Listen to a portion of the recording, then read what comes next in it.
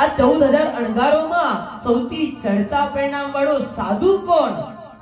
ત્યારે પ્રભુના મુખના અંદરથી નીકળે આ કાકંદી નગરીનો ધનનો અણગાર.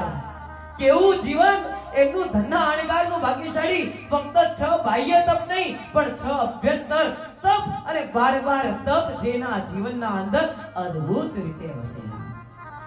યાદ આવે એ ધનના અણગાર, યાદ આવે એ કૃષ્ણ મહારાજા.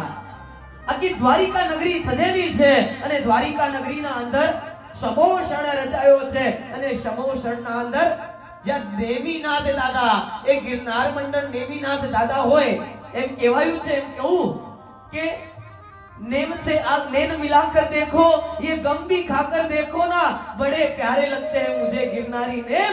एक बार गिरनार जाकर देखो ना, एक बार गिरनार जाकर देखो ना.